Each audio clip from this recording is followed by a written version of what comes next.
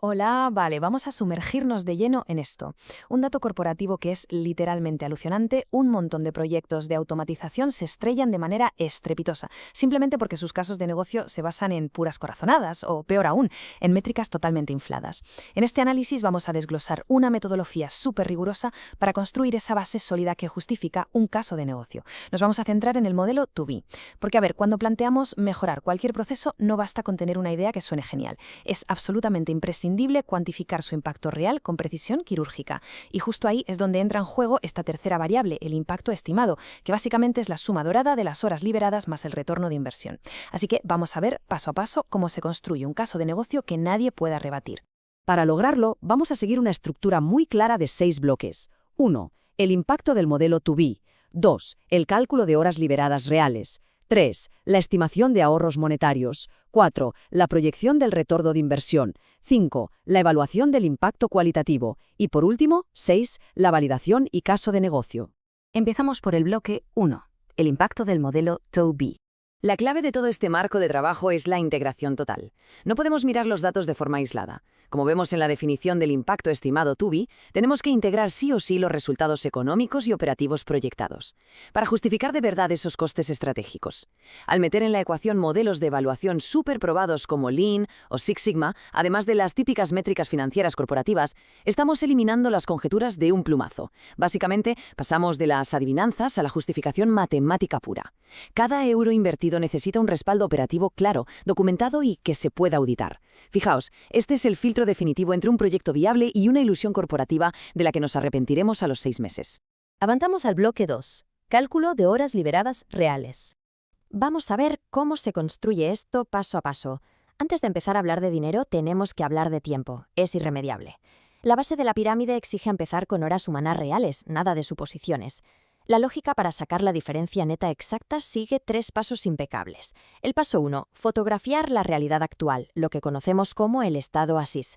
El paso 2, proyectar de manera realista los tiempos futuros tras implementar la automatización, o sea, el To Be. Y finalmente el paso 3 es simplemente la resta entre ambos, que nos da la diferencia neta. Ese numerito resultante es el oro puro de la eficiencia, las verdaderas horas que hemos liberado. Para entender el inmenso poder de esto, pensemos en un microescenario muy sencillo pero tremendamente efectivo. Imagina que logramos reducir una tarea manual, rutinaria y aburridísima, que toma 10 minutos, a solo 2 minutos gracias a la tecnología. Estamos liberando 8 minutos netos por caso. Podría parecer casi inofensivo a simple vista, ¿verdad? Pero ojo aquí. Si ese proceso tiene una escala masiva y se ejecuta 3.000 veces al mes en la organización, de repente estamos inyectando un volumen gigantesco de horas de vuelta al equipo. Horas que ahora se pueden destinar a análisis estratégico o tareas que de verdad aporten valor. Eso sí, hay una trampa peligrosísima en la que es súper fácil caer. Dejarse llevar por percepciones subjetivas. Inflar estimaciones sin ningún tipo de evidencia, usar promedios a ojo o ignorar algo tan básico como la estacionalidad del negocio son riesgos que pueden destrozar un caso de negocio antes de arrancar. La solución, rigor implacable. Soluciones como hacer estudios de tiempos y movimientos formales, medir tiempos reales en los sistemas y sentarse a revisar todo de forma exhaustiva con operaciones. Ese es el blindaje necesario para que los números no se desmoronen cuando haya presión. Pasamos así al bloque 3, estimación de ahorros monetarios. Lo que es realmente interesante de esto es cómo visualiza la transformación matemática. Una vez que las horas operativas están bien validadas, toca convertir el reloj en la moneda local. Por muy impresionantes que suenen las horas liberadas, hay que traducirlas a indicadores económicos cuantificables. Y la fórmula es sencilla pero innegable. Si tenemos, pongamos por caso, 300 horas liberadas al mes y las multiplicamos por un coste estándar validado de $12 la hora, el resultado es un ahorro mensual directísimo de $3.600. Esta cuenta tan fácil es la base donde se va a apoyar todo nuestro retorno de inversión posterior. Pero mucho cuidado aquí.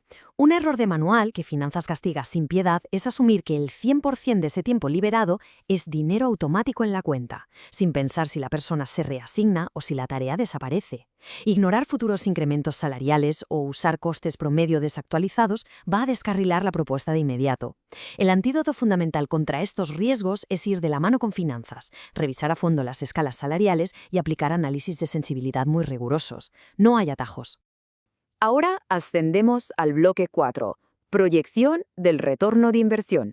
En este nivel, entramos en la gran pregunta que cualquier director general va a lanzar. ¿Genera esta inversión un retorno financiero positivo en un plazo razonable, digamos entre 12 y 24 meses? Para contestar con seguridad, es completamente obligatorio mapear el coste total de propiedad, o TCO. Y ojo que esto no es solo lo que cuesta programar un bot al principio. Hay que sumar de forma totalmente transparente los pagos recurrentes por licencias y todo el coste de la infraestructura que va a sostener la automatización a largo plazo. Y como los negocios nunca operan en una burbuja, presentar un modelo financiero estático con un único número es buscarse problemas. Es verdaderamente fundamental proyectar múltiples escenarios de retorno. Lo típico, un escenario optimista, un escenario base realista y, por supuesto, un escenario conservador. Hacer esto nos permite estar preparados para condiciones variables del mercado, caídas en volumen de trabajo o los clásicos retrasos de implementación que siempre acaban pasando. El mayor tropezón en esta etapa es olvidarse del famoso día 2 del software, los costes evolutivos o de mantenimiento. Subestimar el TCO total o inventarse beneficios difusos es un error de principiantes. Lo que de verdad funciona es aportar soluciones apoyadas en un modelo financiero robusto, con varios escenarios, siempre, repito, siempre validado por finanzas. Así nos aseguramos de no encontrarnos con sorpresas desagradables ni facturas imprevistas un año después del lanzamiento del proyecto. Pongamos los pies en la tierra con otro ejemplo matemático rápido que fundamenta toda esta teoría. Si calculamos que nuestra inversión total, el TCO, es de $30.000 y gracias a nuestro análisis riguroso logramos proyectar unos ahorros anuales netos de $45.000, estamos hablando de un retorno masivo del 50%. Estos son números duros, demostrables, a prueba de auditorías y que cualquier comité directivo querría firmar en ese mismo instante. Llegamos al bloque 5, evaluación del impacto cualitativo. Hablemos un momento del valor invisible, porque no todo se puede medir en el segundo uno con un Excel. Hay beneficios no monetarios que son de vida o muerte para la estabilidad. Factores como la caída en picado del error humano, menos reprocesos, muchísima más estabilidad operativa, la reducción drástica de tiempos de ciclo y una mayor satisfacción del usuario, además de mejorar la trazabilidad y el cumplimiento. Por ejemplo, si logramos eliminar el 80% de un trabajo de validación manual que era una auténtica tortura, ese ahorro de reprocesos cambia por completo el clima del equipo y mitiga unos riesgos legales tremendos. Y esto ilustra de manera brillante cómo operan los verdaderos líderes del mercado. Hale Healthcare es un benchmark global fantástico. Ellos no se quedan solo en los números duros financieros. Logran combinar de manera magistral métricas económicas precisas, como la reducción de horas en control de calidad, con algo tan crítico como la reducción cualitativa de defectos médicos en sus diagnósticos. Al fusionar un ROI económico sólido con un impacto cualitativo de este calibre, le están dando un peso estratégico absolutamente irrefutable a sus inversiones.